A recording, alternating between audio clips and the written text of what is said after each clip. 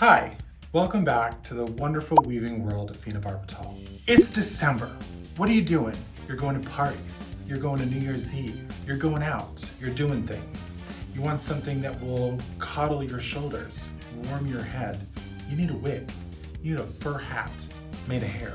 That's what we're doing today. We are making big, giant hair with this beast of a wig. Are you ready? Let's go. As with every big styled wig, we want to make sure that our hair is secured and anchored to the wig head. Using a T-pin, the tiniest little pin in the world, you're going to secure the back of the wig. And now, here she is. She's there. She's with us. She's secure. We are gonna dive right into teasing this wig. We want her big, giant. If you don't have a lot of money to spend, this is where you wanna invest in a wig that's got more hair in it. So you can just use one of them.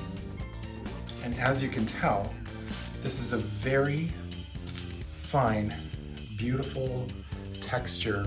It's like human, but it's not at all, it's plastic. So it's not human at all. First, I'm going to section off the front of the wig. I follow the first track right where the lace meets the hard front, and I section that all off. Now that we have our wig sectioned, we can go in and start the tease. Because this wig is super mondo long, I'm going to trim probably a good 6 inches off the bottom. 6 or 7 inches off the bottom. Start by brushing out the ends. I want to take off that much. Let's do 3 fists. That's how we're going to measure. 1 fist, 2 fists, 3 fists. I think that's how they did it back in the pyramid days. See, a much more reasonable amount of hair to work with. The reason why I section off the front is because the front is going to be more delicately teased and put into place. The back can be a hot freaking mess. Literally, it does not matter what the roots of the back look like at all. They'll be a mess. The ends are another story, but we want to make sure that we get enough volume, so don't be so gingerly with the root. I like a 4 to 5 tracks by about that much, by about like 3 inches across. And we're just gonna start dragging that hair and pulling out. Dragging it down, pulling it out. Oop, pulled my own hair. I definitely work out a lot of frustration styling this wig. Let's see. Another tip for teasing. Always make sure you brush out each section so that there are no tangles. You want a nice, clean, even tease. And like I said before, once you get to a certain point, you can tease this way or this way. We have sufficiently teased this wig. We've got body, we have left it a mess. It is rotten. Now we're going to refine all of this. So the next step in my process is really securing the tease in the base here. For a big drag wig like this, we want it to last. You want it to have movement, but still durability.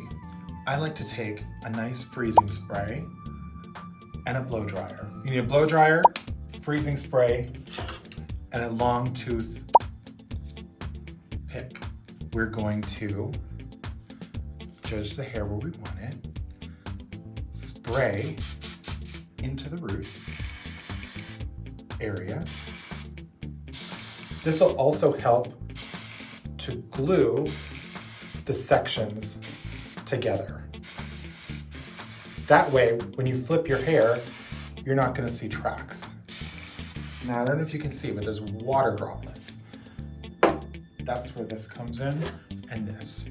Blow dryer, heat, low setting, preferably from about a foot away.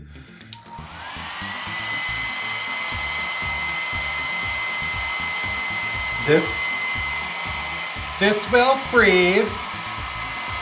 the hairspray and turn it into a glue, cement.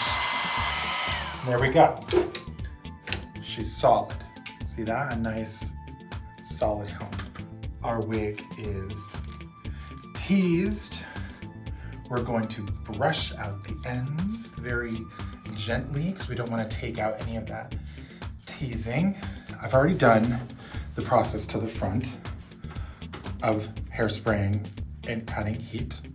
So now we have a good base to put our front over. But before we do that, we are going to gently tease the front. Release it from the kraken. So now we're moving on to the front of the wig. We're going to take section by section and we're going to tease this up. And I'm gonna do like a push and then a pull out. Push and then pull out. Push and pull out. And now you see you get these dookies in front. Don't pay any attention to them. They're fine. They're not there to stay. Before we get to the very front, I want to just smooth, quick. So see, it's smoother, but not perfect. We're gonna go in with our trusty hairspray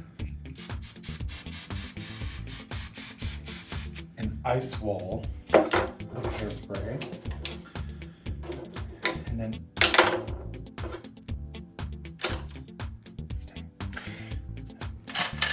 and my comb. So the reason why I saved this very, very front section to last is because it requires a very delicate, soft touch. And you have to be precise, clean, and caring with everything you're doing. Or just do what I do and go in blindly. We're gonna do the same to the sides here. Pulling all this out. And then making sure it's smoothed, pulling it forward, and then tapping, dragging down, and pulling out. Taking your stiff, bristled brush, you're going to lightly flick the hairs. You don't want to dig in, you want to you're just smoothing out the top layer. Flick, flick up. This wig head, this whole stand, I'll show you, can pivot. This is sometimes easier for doing the front part. Pivot backwards. Oh. And it's easier to get the hair to go back into position. It is getting smoother. Okay, so I'm going back in and adding some teasing and brushing out. This is what I mean by push and pull. It's not a set it and forget it. This is gonna take some time. It's gonna take some, maneuvering. Considering this is one wig, I think that's we've got a pretty big size there. I like a side part. So I wanna find the side. Seems like it would be like a here.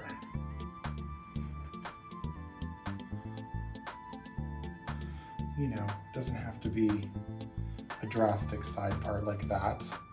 It can literally be, just kind of pushed back and pulled to this side. So what I'm doing there, creating a base wall of hair for the nice hair in the front to sit on. Our wig is starting to take its final shape. I'm starting to get the angle I want. I'm gonna take my metal paddle brush now and get it where the part is going to be. So what I like to do is brushing the wig back, putting my hand there, and then letting this hair come forward. Creates that sort of a look. And now I'm going to secure the root in the front with spray and heat. This process is something you have to work quickly. Time is of the essence. I'm gonna start here center, top. Spray. Then we're going to take our dense brush and heat. Make sure the layers cut. I'm going to dig in, pull up.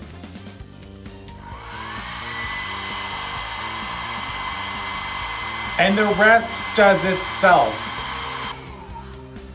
And now you've created a hair wall. See that? Nice frozen.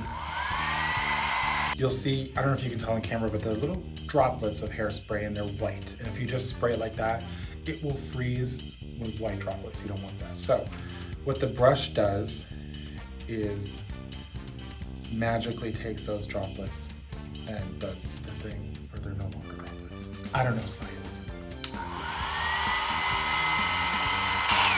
We are creating a secure front to this wig that this top will sit on, and this can be flirty and fancy. Now that the front of the wig is finished, we can start smoothing out the back. Okay, here we have it.